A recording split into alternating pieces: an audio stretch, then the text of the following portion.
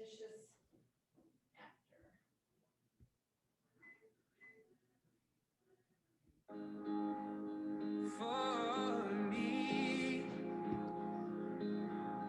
Best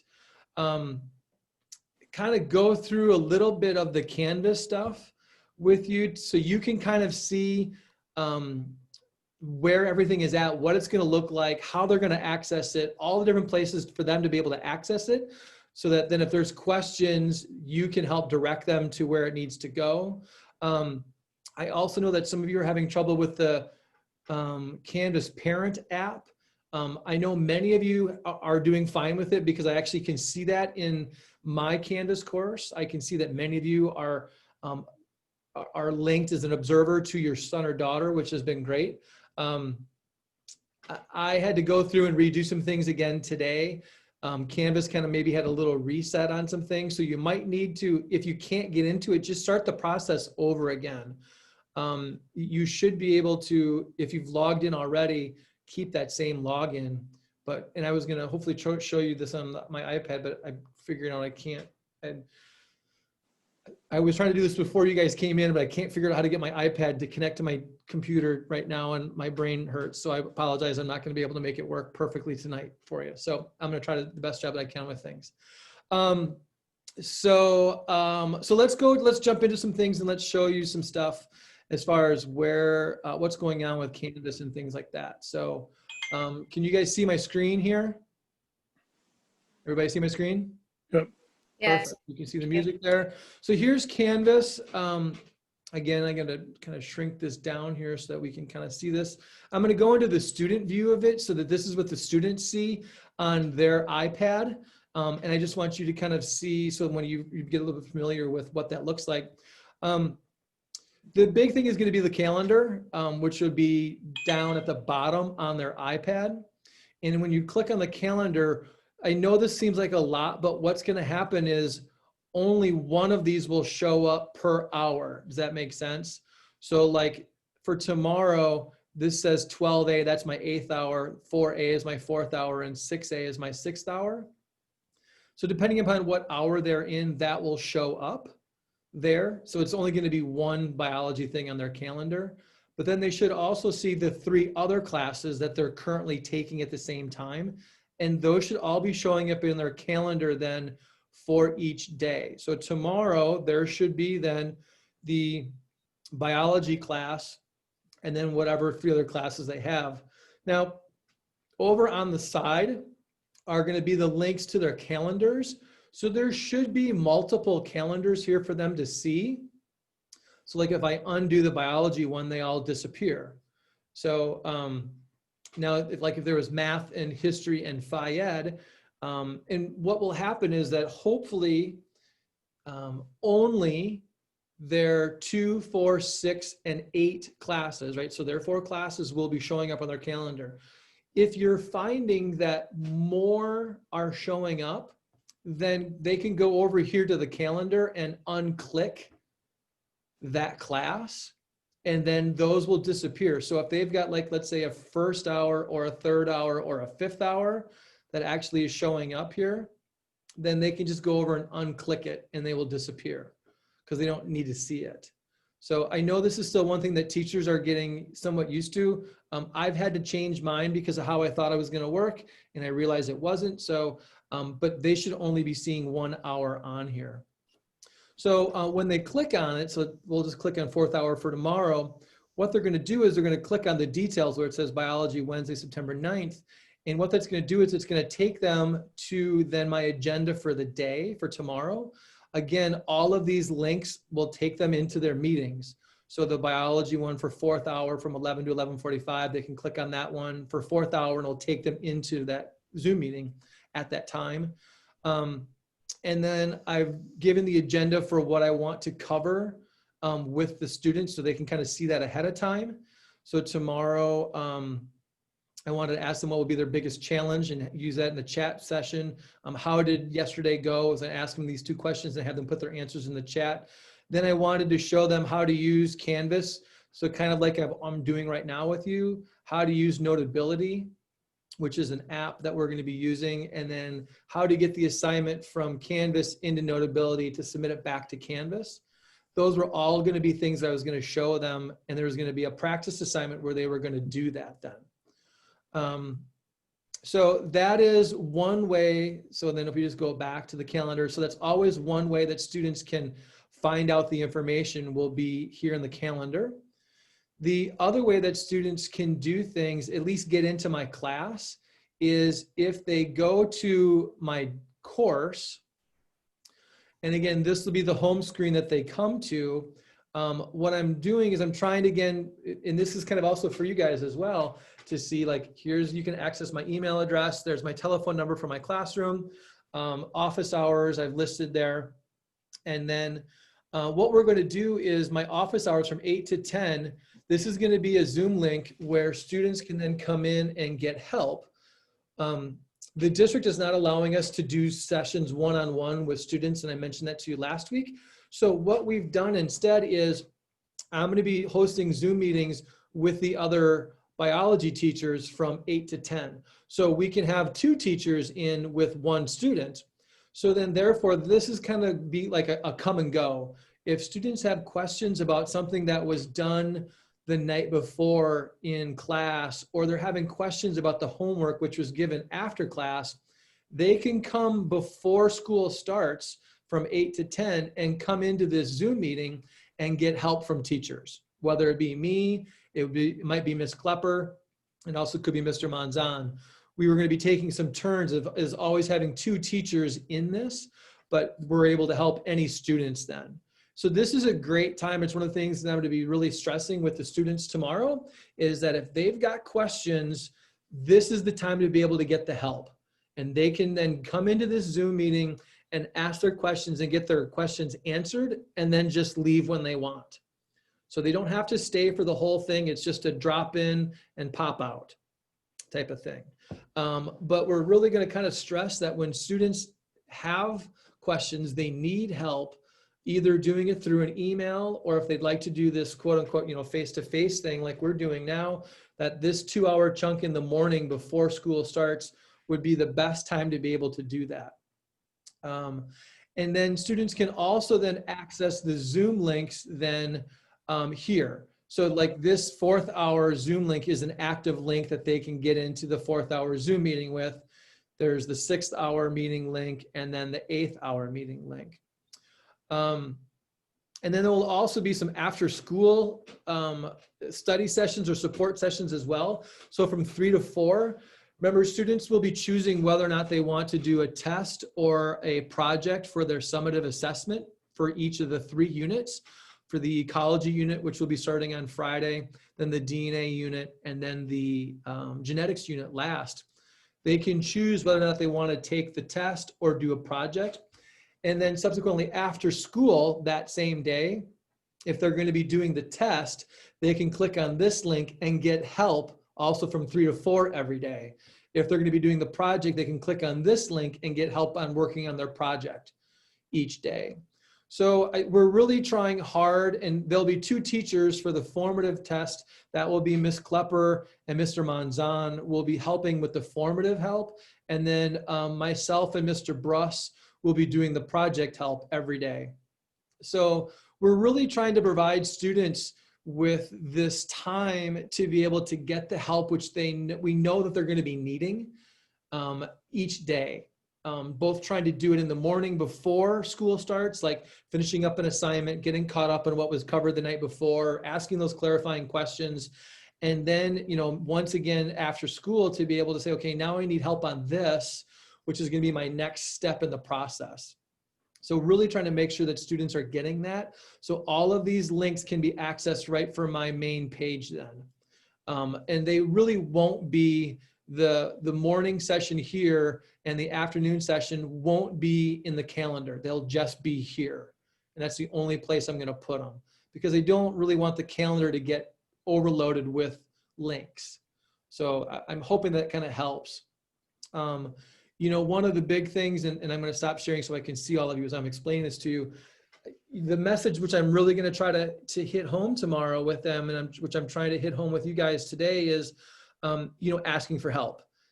obviously when I'm not in the classroom and I can't read the body language, it's harder for me to understand whether or not students are understanding it. It actually was really interesting today to watch students in the Zoom meeting. I had a student in my 4th hour class who was listening to music and singing while I was doing my class. And I could watch him sing and he was dancing in the video. And I kept asking him, I was like, hey, are you listening to music right now? And he was like, yeah, so it is interesting to see the dynamics of what's going on, which was fine. That was the other question I asked them is what do they need in their physical space to be successful? When some students said music and some students said peace and quiet, a lot of them said space, lighting, so they are starting to really start thinking about what does their physical space at your house look like and need to be for them to be successful. And hopefully they're going to be advocates for that in this process. That term advocate is a really important one where it's the transition now from middle school to high school. And I know that, 8th grade teachers say the same thing too, but we're really stressing it now in high school is we want your son or daughter to be the advocate for themselves. They need to learn how to start saying what they need, and hopefully to me and to their teachers. That's our job. It's the one thing that I know every teacher is excited about is when a kid says, hey, I need some help. I've never known a teacher to say, no, I'm not going to help you. We love that when students want our help, and they ask good clarifying questions for how we can help them. I always think about each student as they've got this little speed bump in front of them and they're just stuck a little bit. And all students need is a little bit of a push from behind to get over that speed bump so they can continue. And if they don't ask for help, I can't help them get over that bump, which means then they're stuck there until they either A, get it answered, or B, they now get behind. And then there's more bumps in front of them because they're waiting too long. And so that's the message that I would love for you to be able to share with your son or daughter tonight is they need to learn to be advocates for themselves. And part of that advocating process is also talking with you. That's the other message that I'm going to be sharing with them tomorrow is that, your job is to help them. And you love your son or daughter, and you want them to be successful in that process. And so reaching out to you and asking for help is a huge thing as well. I also know from my own experience as a kid and also being a teacher now for 25 years that, when students sometimes ask their parents for help, sometimes help takes on these weird forms. I remember my dad, when he helped me, all he did was just talk louder. It didn't actually help. I didn't understand it any better, but his voice level certainly got louder, like I was supposed to understand it miraculously. And so that's one of the things I mentioned to your son or daughter too about help is that, help sometimes might not feel like it, but it still is love. And that's your job. And so, I'm trying to make sure that they understand that there's safe places to be able to go, whether it's with me, whether it's with their other teachers, whether it's with you to be able to ask for help. And so being that advocate for themselves. So the morning time, I think, is a great time for students who need help. One of the things I would love for you to be able to do is to direct, your son or daughter to that 8 to 10 slot in the morning and go, hey, get on that Zoom, ask your teacher. Like that's the perfect time because they're going to come in, they're hopefully going to get their answer in about 5 to 10 minutes. And that pushes them over the speed bump so they can continue on with the learning. And like I said, and if they don't get that, then what happens is just more speed bumps get placed in front of them. And that's when students really begin to struggle. So that's one of the messages that I'm really going to be sharing with them tomorrow. Also to organization. One of the things that I've learned in my 19 years of teaching freshmen is organization is key. Students who know what's going on, when the assignment is, when it's due, how to do it, tend to be successful. And when students don't know those things, they tend not to be successful. And it's not because students can't be. It's because there's impediments in front of them that don't allow them to be successful. And that tends to be the organizational part and or the not willing to ask for help parts. And it's not that any student, it's not that, one of the things I tell students is that, students who get A's are not brighter than everybody else. It just means that they're doing all the work and they're asking for help. They're organized. And there's a direct correlation between grades from C on down to F with the number of missing assignments, the number of times they're asking for help and coming in before school, after school, or during class to get help. And that grows. So as the less times they ask for help, the more assignments they have missing, grades tend to drop quicker. And again, it's not because those students are not as bright. It's just because the resources that they need, they're not utilizing. And so that's the message that I'm sharing with them and I'm sharing with you, which I think is a really important one for them to be successful. And it takes some time. It takes time. And I've been in so many conferences where, it's going to click, it's going to come, be patient. And they do. There are some kids who are going to come into this and they're going to have it and they're moving. And there's others who are going to take it a little bit slower. Hopefully they've all listened to, and I'm going to be sharing that same message that I made the video to share with you guys is, this is brand new. 8th grade's not carrying over, right? Grades aren't carrying over, which also means then study skills and study habits don't have to carry over. Now, yes, we want to carry over the really good ones that they did in 8th grade that worked for them. But if things didn't work, like this is a brand new opportunity to be different and to try different things. And I use this a lot in science, that if you're not willing to change something, don't expect to get a different result. That if you're going to do the same things you did last year, you're going to get the same results. And sometimes those aren't good, but then they've got to be willing to make a change. And sometimes it's just small little changes can have huge impacts. And I actually went farther than my screen shows you with my arms of huge, but you get the point, right? Is the fact that students have to be willing to try to do different things to find success. And that's a mantra I say from day one until the last day of school, that when change has to come, make change, try something different to see what result comes from it. And so that's the other message, that is, you're starting fresh. I know nothing about you. None of your teachers know anything about you, not only as a person, but as a student. So you can be any student that you want to be. And again, I would reiterate to that, is that this is a brand new chance, and you don't get very many chances in life to have a fresh start. Like, I really think a freshman year in high school and a freshman year at college are kind of about those things. Otherwise things tend to start to grow and carry with you, and so that's one of the things I think is a great part about teaching freshmen as well, is it is a fresh start for them. So I know I've shared a lot of kind of philosophical things. That's me standing on my soapbox, but those are the things I say in my class. And I want you to understand why I say these things, my philosophy behind it. And as I've always said, I tend to try to teach now a lot more about life, and I teach life skills by using biology to do that with. And I want all of your son or daughters to be successful. I can help them, but I still need them to be able to help themselves in that process. And the more they're willing to help themselves, the better we're all going to be in the end. So I know that's a lot of things I just kind of spit at you there, and I apologize for getting on my soapbox. But that's one of the things that's where I get passionate about teaching, is that there's a lot of learning lessons to have in school, and I take advantage of those learning lessons. And it's actually one of the things I'm really it's going to be hard for me this year, because I'm willing to take a kid in the hall in the middle of class to sit and talk with them. I notice that things aren't going well for them and they're struggling. And when I can take a break, I'll pull them out in the hall and say, what's going on?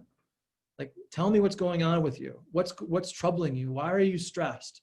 So that I can better understand how to help them.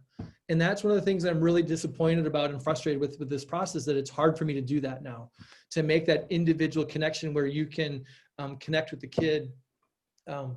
This is going to go way down a far rabbit hole, but one of the things that I tell brand new teachers, and I've had student teachers, and when I talk to new teachers, one of the things that I've come to learn is that I have 115 kids.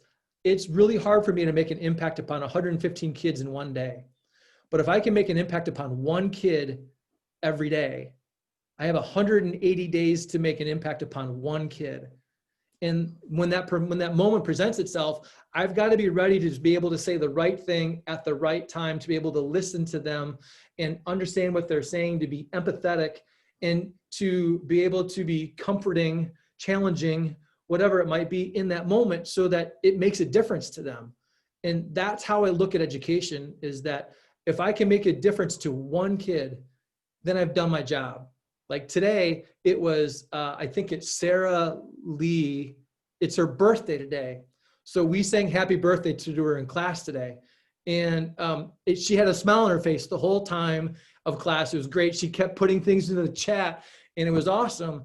And we even did it, and I know this is probably more than you really needed to know, but when we do birthdays in my classroom, they get a choice. They can either stand on the table and we sing happy birthday to them, or everybody else stands on the table and sings happy birthday to them.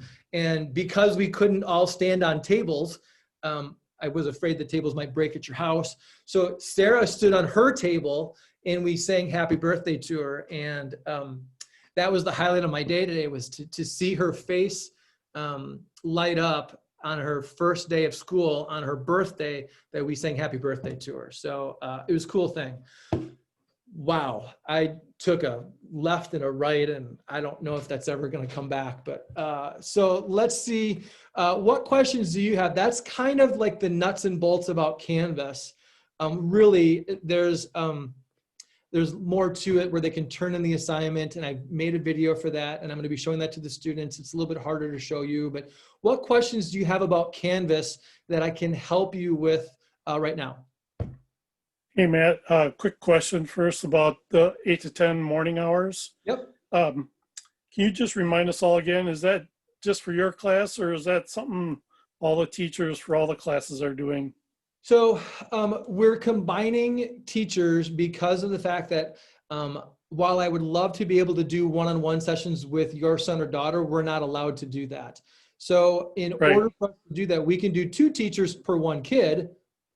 But like I could also do me with 2 students, but then if 1 student left, then I technically have to end the session for the other student. So what we decided to do was, between Ms. Klepper and Mr. Manzan and myself, we will always have 2 teachers in that meeting for any student to be able to come and get help. Do you know if the teachers for the other courses are doing that too? I don't believe they are, no. This is something that's kind of unique to us. Okay. So I have no problem tooting our horn saying this is awesome, but yeah, no, we're like the only teachers in school who are doing it this way. Partly because like Ms. Klepper has 5 sections of biology. I have 5 sections of biology. Mr. Manzan has 4 sections of biology. So there's a lot of commonality that we had between us, which is why we were doing it this way. So, but we do think that's how we can best utilize that time to be able to get all students help.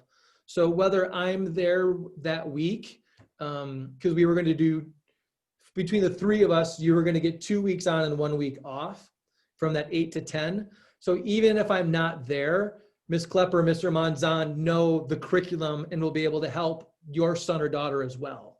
So, which is the same thing too, when Ms. Klepper is gone, I'll be able to help her students as well.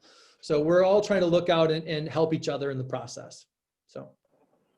But for other classes, on their landing page, they have their office hours. So if you're curious about other teachers' office hours, they're listed out there. Yeah, and hopefully you guys all know about the landing page. I don't know what type of communication has been going from home on that. And I can kind of show you what that looks like for those of you who want to know. If you just go to the Verona homepage, the high school homepage, if you go to this virtual learning hub and you click on that, so you can go to each school then, so Verona Area High School, and then you can click then on what's considered to be our landing page. I'm not going to show you mine because I need to redo mine, but I'll just give you an example here. Like let's look at who's got a good one. Probably Mr. Stremlow's got a good one. So what it is, it's then some information about how to contact Mr. Stremlow. So what times are his classes, links to things like that as well. His office hours, email, phone number, things like that are all going to be there. So each teacher has their own landing page that you can then go to and look at for your son or daughter's classes. It's something that you might want to take a look at kind of on a daily basis. It's something that I'm learning as a parent. I'm having to go to my kids' teachers' landing pages to find out information. As well as I feel like I've been communicating with you, I know not all teachers do that. And I've been somewhat frustrated about the communication coming to me as a parent. So that's a great place for you to go to find that information. So it's just at the district website, verona.k12.wi.us, and then the Learning Hub, and then high school or any school. So if you have a son or daughter in a different school, you can find every teacher's landing page there. That would be always a great place to start with help. I tried to put all my information in Canvas as well to make it a little bit easier, and my landing page probably needs to get better.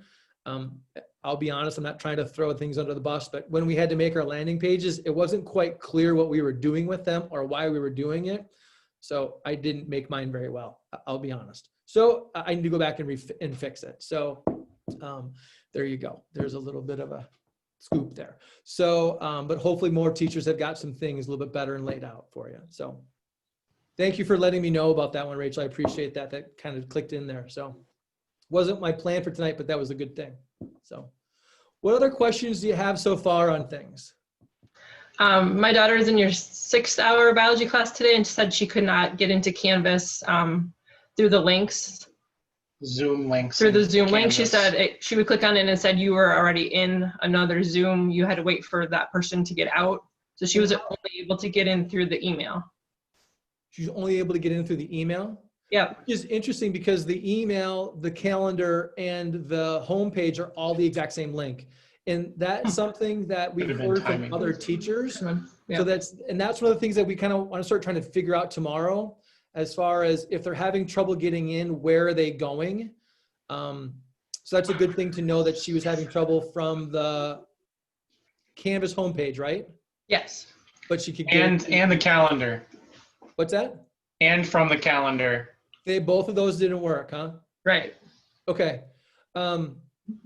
So I honestly don't have a solution, but it is on my mind to see what's going to happen tomorrow. And then if it doesn't work tomorrow, we'll figure out the workaround on that. I don't know if I just need to redo some of the links and refresh the links, but they all should be working. So, but I know that your daughter wasn't the only one who had trouble. It seemed like about 75 to 80% of the students got in no problem. There was about 20% who struggled. And that's the part I need to learn as to how did they struggle and where did they struggle. So knowing that is a good thing. Thank you. Our daughter had the same trouble with another class, her first class in the morning.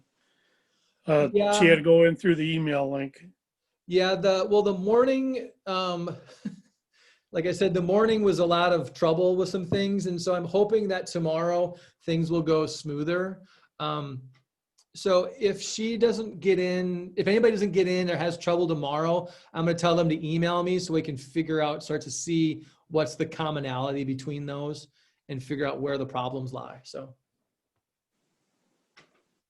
what else?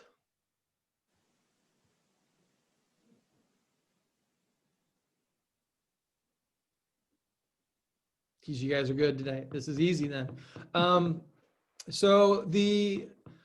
Unfortunately, I can't figure out how to, and this is where I'm really bad, but my brain is just fried right now as far as how to share my iPad with you to get into Canvas Parent. Are any of you having trouble with Canvas Parent? You can either raise your hand or say aye or things like that. I know that this is probably not like the best way of doing things, but like you can actually raise your hand. The kids were figuring that out today. Like you can raise your hand and give a smiling emoji and a frightened emoji and things like that, all in there. So is there anybody else who's having trouble? And maybe what we'll do is when we end the meeting is for those of you who are having trouble with the Canvas Parent app, if you'd like to just wait around at the end, and I can talk with you individually to help kind of hopefully clarify how to get into that and access that. Again, with the Parent app, you're able to see the calendar and when the assignments are due and have been turned in and the grade. So, and it has been a little bit like my daughter's classes at Savannah just kind of somewhat again got finalized, and I was able to see more today than I had been prior. So I'm hoping that some of the glitches, I know we're still changing courses and students around and things like that. So I'm hoping it will get cool and stabilized and things like that. So stay after the end and we can talk about that. Otherwise, up and coming. So Friday, we're starting ecology with Mr. Bruss. So Mr. Bruss will be teaching the ecology unit. He has, let's see here, it's 14 days total. He has 10 content days, and that does include Mondays, which remember, Mondays are what we call the asynchronous. So there will not be the live face-to-face like this, but there still will be learning that they will be responsible for and resources, and those will all be in the calendar. So they just follow the calendar along and click and everything will be there for them. But so Monday, the whatever day that is, 16th, I think it is, or I don't know, whatever day next Monday is, we won't be there. But then on Tuesday, we'll start back up. So Mr. Bruss has really like 14 days starting on Friday to be teaching. He's got 10 content days. There's a couple of review days built in for test prep and project help. And then the test will be on the last day. I can show you where that is. That is definitely one thing which I can do. So when we look at the calendar here, so the ecology unit will start on Friday the 11th, and it will run through then Wednesday the 30th. Wednesday the 30th will be the test day. So the project will be due on that day and the test will be taken that day. Now remember, students then have the chance and opportunity to redo their project with the comments and suggestions made by me. And they can also one time retake the test. Now that means any retake. So like, let's say your son or daughter got let's say an 88% B+. They can retake it to get a higher grade. If they don't get the higher grade, we'll take the higher grade. Okay. So, and that needs to be done then outside of class. Which is going to this is all going to be a little bit new, but because we're going to go right into the DNA unit. So there will be some like backflow of some things, right? They can make corrections on their ecology project, but will be in the DNA unit. They can retake the ecology test, but will be in the DNA unit. Does that make sense? So, Yep. But I want you guys to know and understand that. And that's one of the things that I'll be talking with your son or daughter tomorrow about the nuts and bolts of the class, you know, the 80% summative, the 20% formative, the redo of the summative. We're still looking as a group, coming up with a policy like, you know, like let's say, I know there's a lot of different scenarios you might have thought about or maybe didn't yet, but so like, let's say a student doesn't do any of the formative work and they take a test and they get, let's say, an 88% on the test. One of the things that we were going to say is that if you want to take the retake to get the higher grade, you then have to go back and do some of the formative work. Now, if you don't want to redo the formative work, then you can just keep the 88% too. So one of the things we're trying to understand is that, right, not all students have to do all of the homework to be successful on taking a test or doing a project. So we're still trying to figure out what does that look like and feel like for us. And I know that it's something that we're still in a discussion about, and you're probably thinking to yourself, well, school is starting and you maybe need to have this discussion and figure it out. And you're right, we do.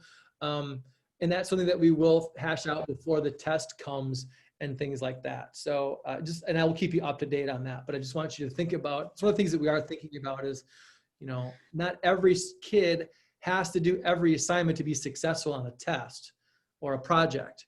So if they're successful on one, that means that they've demonstrated it on all the others, and it will probably, in my opinion, probably excuse those formative grades. So those grades won't count against them because they've done so well on their summative tests. Does that make sense? Right? We're not going to penalize you for not doing the formative day-to-day work if you've done well on your summative test, right? So if you can demonstrate the mastery of the content, you've demonstrated the mastery of the content. That means you don't have to go back and do the formative stuff. But we will say that if students want to do the retake and they have missing formative daily work, that we will require them to go back and do the daily work first to do the retake. So, and there will be some relearning that's going to go on in there. We'll probably be holding some, some morning and afternoon sessions to help study for a retake and things like that. So kind of more of the nuts and bolts of class. So any questions about that? I know that's somewhat like, I'm trying to be specific and it sounds like it's vague all at the same time. So. Okay, either I'm doing a really good job of explaining this or we're all tired and you were kind of getting ready to be done for the night. Heather's shaking her head going, yep, I think that's a good, I think that's a good approach to the formative and summative in the tests. Yeah, and like I said, it's something that we've been discussing and we had the discussion and now we've been trying to get ourselves ready for the start and we will be coming back to that conversation, hopefully even on Monday when that's what we do during our Mondays is we're in meetings all day.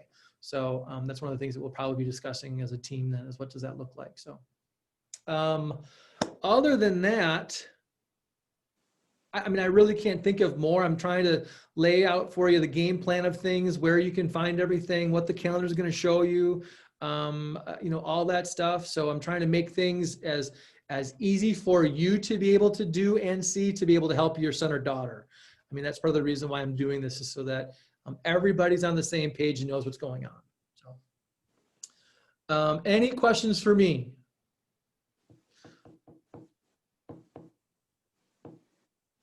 Again, I must be doing a bang up job and a great job, or otherwise we're all just really tired. So with it, I guess I don't have a whole lot more. For those of you who have some questions about the Parent Canvas app, just stay after and I can work with you individually on that part. Otherwise, I do thank you all for coming tonight. I really do appreciate the time that you're giving to me each night on these Tuesdays. I'm hoping that you're finding it to be helpful and worthwhile of your time.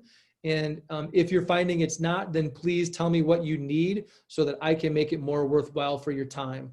I'm not doing this just so that I can waste your time. I want it to be something that you're going to be getting a benefit from. So if there's things that you need to know or would like to know, please tell me and I'll be more than happy to cater what this looks like to those needs. So otherwise, yes, sir. Matt, we want to thank you for all the effort you put into it. And we share your philosophy.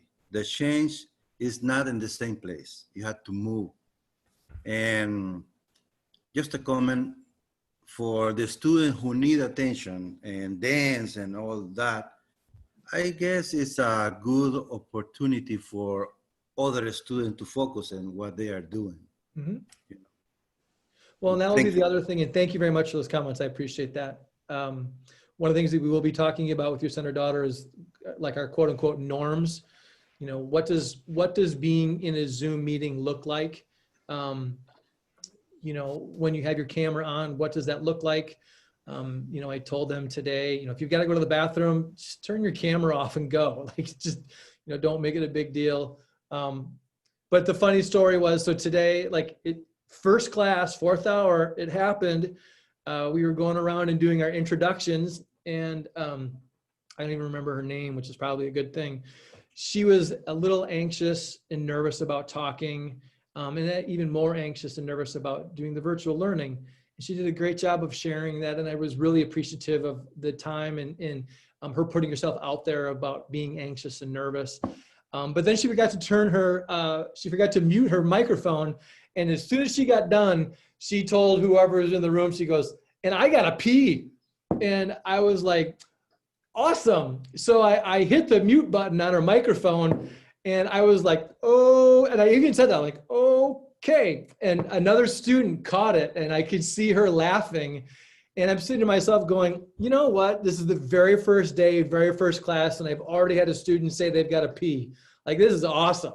Like, this is what virtual learning really is, unfortunately. So that was the other funny moment from my day today. So hopefully we don't get more of those. That's why I said, like, if you have to go to the bathroom, mute, turn your camera off, just go do it and then come back. So we'll be talking about what does that look like? You know, what does the behavior look like being in a Zoom meeting? We're going to talk about their responsibilities, my responsibilities. I'm actually going to be asking them, like, what do they need from me? I want them to be thinking about what do they need to do as a student. And the other thing is we're going to be doing some online discussions inside of Canvas where students have to be able to go and make a post, like make an opinion statement and then reply to others. And so what does that look like? How do we respect other people's opinions that differ from our own? And how can we have a good discussion? It doesn't mean that you have to agree all the time, but we can agree in a respectful manner. And that's something that I love about biology is that some of the topics that we get into, global warming, evolution, genetics, you know, cloning, stem cells, all that stuff have some very discussion-rich topics inside of them that also then have a very broad range of opinions and feelings in it. And how do we respectfully give an opinion and then also disagree with an opinion? And have a discourse that allows us to learn and not just be closed-minded and close ourselves off to listening to others. And so those are going to be things I'm going to be talking about as well, probably through the course. Tomorrow sounds like a lot of stuff now that I think about it, and I've only got 45 minutes and I'm not going to do it all. So between probably Wednesday and Thursday, and then also into next week as well, you know, kind of having those individual discussions is what does that look like? So there's definitely a lot of trying to make sure that we act appropriately, respond appropriately in this process. You know, as I mentioned to you before, not everybody's going to grow up to become a doctor, you know, a nurse, a dentist, you know, whatever, but all of these students grow up to become adults and they all become functioning parts of society. And I think that's an important aspect that I have come to take more to heart in my years of teaching, is that how can I help a student grow and mature to become a responsible member of society versus just creating doctors and nurses and vets and things like that, because I know they're not, but everybody does grow up. And so how can I help to shape and mold that process, I think is an important part. So now you might be scared of like, how's he going to do that and what's he going to be doing and why is he doing that? So hopefully you're going to trust me in this process that I can do that. But so yeah, I'm talking and babbling again. So what else? Is there anything more things that I need to help you with before I let you go tonight? And the last thing I'm going to say is this. Welcome to high school. That was the message. That's the first thing I said to your son or daughter today was welcome to high school. It's exciting to be a freshman in high school. And for some of you, you are old hats at this and you've got older kids who've been through high school before. And for some of you, this is your first time being back in high school from when you graduated. And so welcome to you to your first day of being in high school again. So I think that's an important thing for you guys as well. Okay. So with that, any more questions? Awesome, done. So for those of you who need some help with the Canvas Parent app, please stay. Everybody else then, thank you very much. I appreciate it. We'll see you next week on Tuesday as we will be kind of getting knee deep into the ecology unit. So thank you very much. Have a great evening. Thank you. Good night. Good night. Thank you. Thank you. Thank you. Thank you.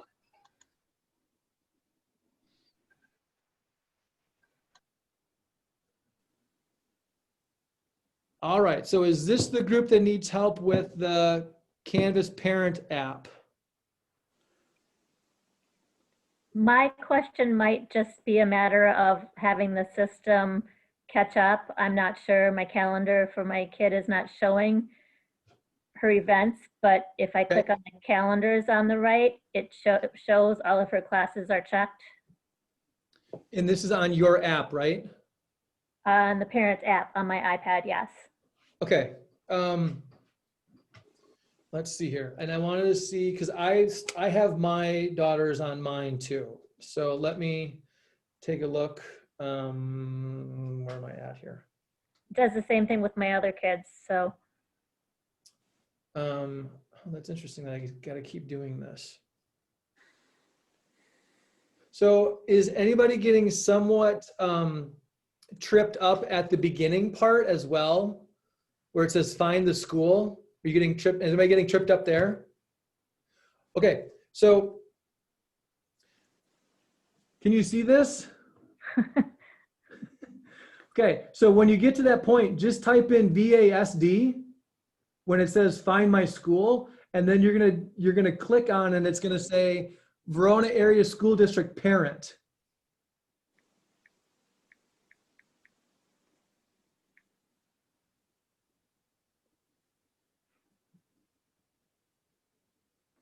Okay. Okay. And then, so you click on that and it's going to take you to this page here. Now, if you've never set this up before, has you've never set this up before? This is brand new? I haven't gotten that far yet, no. Okay, so Lloyd, what you're going to do is you're going to click where it says need a Canvas account, click here, it's free. You're going to click there. Does that make sense? Yep. And then you're going to go to this page, click here, it's free, need a Canvas account, there. And then your screen's going to look like this, and you're going to set up a brand new account, but you're going to click at the very bottom in the little blue letters, it's going to say parents, sign up here. You're going to be the parent, and you're going to click on that where it says parent, sign up here, and then you're going to give that information. You're going to need an Okay. email address and a passcode, and then or a password that you're going to be creating, and then you're also going to need the pairing code from your kid's iPad. Okay. And then once you have that, and if you've already got that, then you can just log in with the email and the password that you have created. Okay. Once you do that, now I'm going to switch phones because I actually have then the Parent Canvas app here lined I up. think our problem is getting the parent code. Like, how do we get the code from our kid's iPad? Okay, so what you're going to do is, and maybe I can do this here. So if I do this, and we go to we go to courses. So we're still in the student view. So what you're going to need is you're going to need the pairing code from your kid. They're going to go to the account, which is going to be their picture. And then they're going to click on, I think it's profile. Oh, well, yeah, I think it's profile. Or no, is it? It's actually, you go to account and then you go to settings, but settings doesn't show up here because this is a test student, but you're going to click on settings on the side here. So it's account settings. And then it's going to be on the lower right-hand side, it's going to ask you for a pairing code. But you have to do this on your kid's iPad. And then in the lower right-hand corner, you're going to click pairing code, and it's going to give you like a 5-letter or 6-letter code. And that's where you put it in on your app. Does that make sense?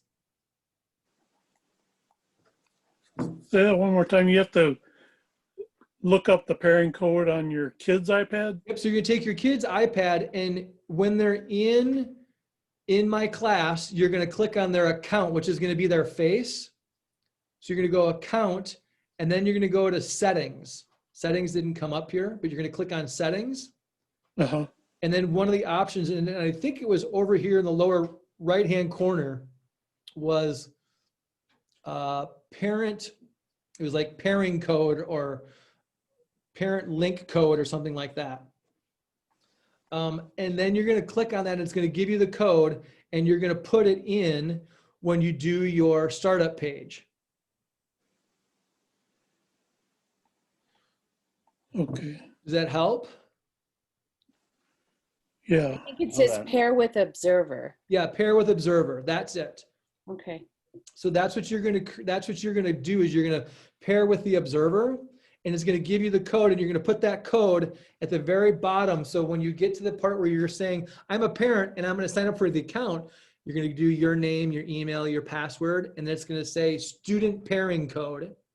And that's where you go to your kid's iPad and do that. And then And you do put we the each code get in and then you hit like done or submit.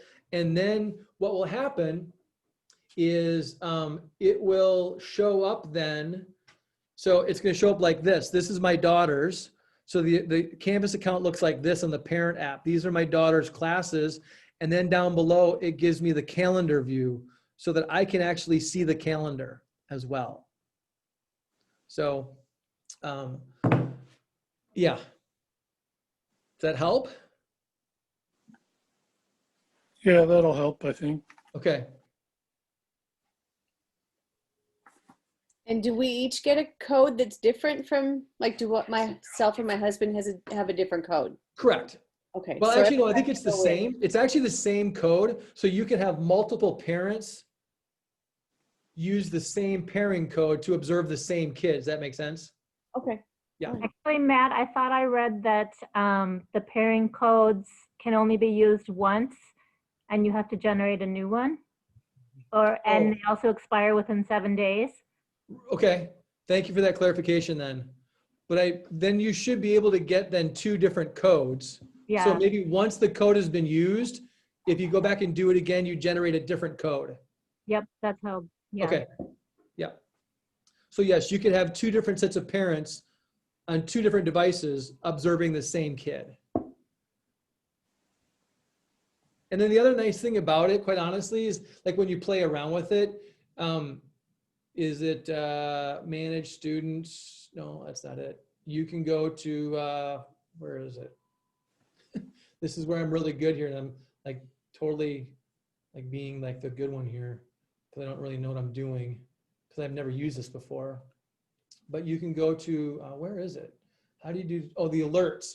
So if you go to the alerts, you can actually like get an alert saying your kid had a late assignment or didn't turn something in or got a grade below a certain thing. And then you'll get a notification when that happens.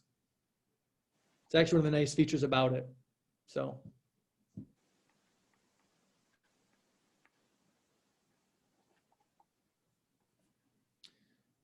Anything else? What more can I help with? Matt, do you know if the calendar view, is it working on your phone for your kids? Because that's It the only does, thing- yes. So when I get to the calendar view, can you see this? Yeah. Yes. Where there's a dot by the date, that means there's something there. Okay. Yeah. Mine is just saying that there was an error loading events. But What I would maybe do, and this is just my quick try to solve the problem, is I'd log out and maybe log back in. okay. Try that because then it might update then everything. Okay. So I've been hearing that too, and I this is my first time using the parent app as well, so I'm learning as you are. I'm just trying to be 2 steps ahead of you, but to not tell you that I'm only 2 steps ahead of you. So. And then as far as having this as a reminder of what's due and when tests are going to happen and things like that, is that information that our son has to program into that to get that out, or is that something that you're going to put in so we can see? Well, whatever I don't know put if in the I checked it. calendar, you will see in the calendar. Okay, so it's not him saying I have a test on the 30th. It's you putting the date in there so we can see it. Both, Both. right? I'll be putting in the calendar and telling him and telling you, and then I'm hoping that he's telling you, hey, Mom, I have a test on the 30th. But if he doesn't, you know, Because that you put on it the in. 24th, he should be start studying for the test that's coming up on the 30th. See? Got it. I like So- that we don't have to trust him to write everything down. Correct. That's so you're going to know pretty much everything that they know. And it's so then therefore the communication is easier to be able to go both ways, right? There's less that they have to be able to tell you. And since you know more, you can help them better because you know it already. Right. I like that. So yeah. That's why I think it's a really nice feature that you have access to the calendar. You know what the assignment is, when the assignment is due, you know that they've turned it in, and you know the score on the assignment, which are probably the most important things that you're going to need as a parent. So, yeah. Well, I think you have to just. I've done it. We started it several times. We're having All trouble right, what else? right now, so I guess we'll just shut it down and get back in. So Matt, I'm sorry, Max asked me is when we do the homework assignments where you take it into one program and write on it in another one and then get it back to Canvas. Yep. Does he need anything special like a stylus or anything to write on his iPad? And I think that's all going to be a preference choice with things. I did go out and buy my kids, it's a generic Apple pencil I found on Amazon. I got them for $25 a pop. The actual Apple pencil is like 90.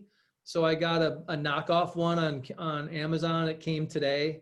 We're going to set it up tomorrow and see how it works. But I do think a stylus will really help.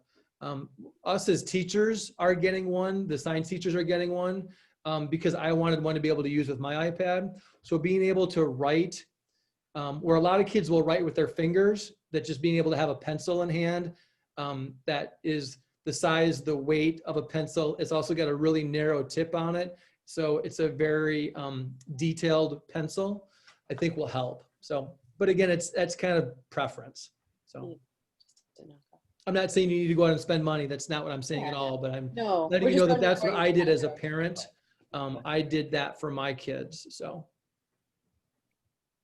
partly because I watched my son who's in 5th grade write stuff with his finger and it's ridiculously horrible. So not that giving him the pencil will hopefully make it more legible, but that's my thought process at least. It's going to be way better than his finger. Yeah, ours will too. Yeah. So what else? Anything else? So Matt, I tried logging out and logging back in, and I'm still not showing anything under calendar for either of my students. Their courses show up, and I have alerts for both of them, but their calendars aren't in here.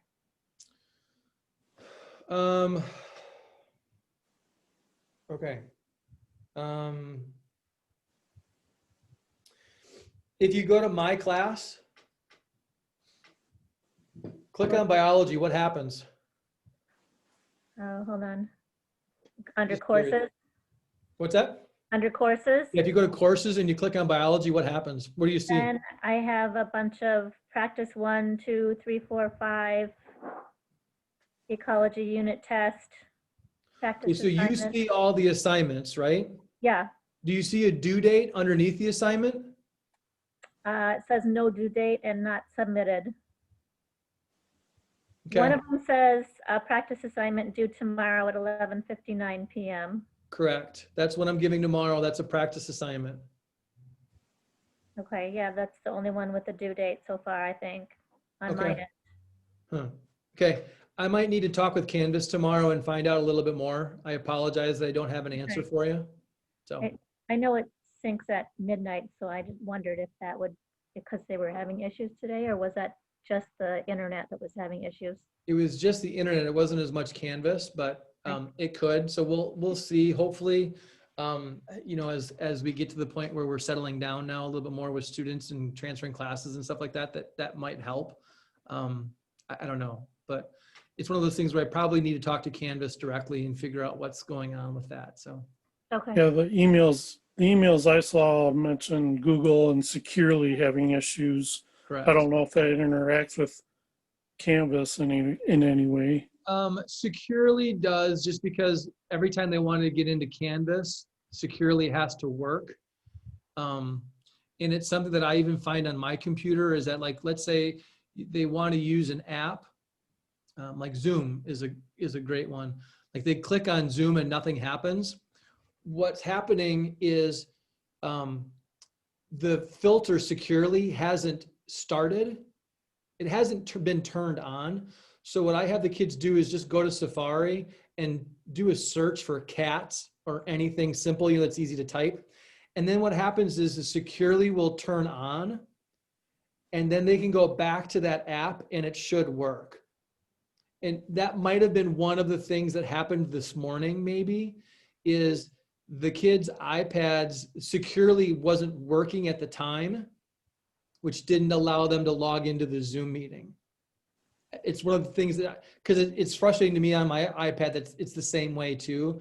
And that's one of the things I've learned over the years is the workaround is that as long as I can get securely to start working, then everything else works. But if securely isn't working, or if it's been idle for a long time, securely needs to refresh and turn itself on again for the rest of some of the apps that are especially web-based apps to work. If that makes sense. It's kind of a technical answer, but that's the best. And that's the same thing I tell students is go to Safari and type in cats, and they'll actually see in the title, in the bar, they'll actually see that it will go from Safari to the filter, to Google, to their account, to securely, and then back to the website. So what it means, it's initiating that securely knows who the student is who's asking this question. Does that make sense? And they know that because then it goes through the Google login, and that's all done through the filter. But once the filter knows that there's a connection with the student, then it will let it go. So, yeah. But Michelle, I will contact Canvas. I might not have an answer for you tomorrow, but I will definitely try to get the answer for you as far as what's going on with the parent app and how to better utilize that. So.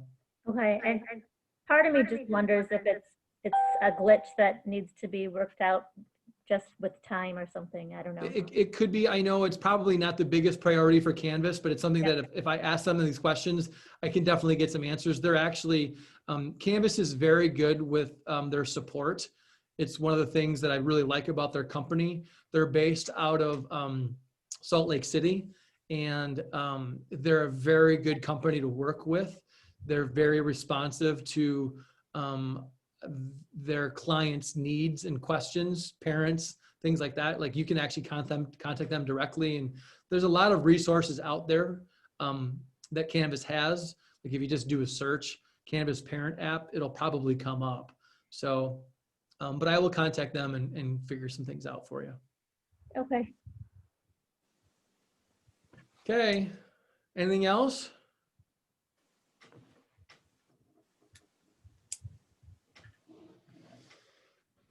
Okay, well, thank you again for your time. I do appreciate it tonight. Thank you. And thank you. Yep, no problem. Hopefully day 2 goes as well as day 1 goes, and we'll keep this train rolling. So, all right, take care tonight. Thank you. Good night.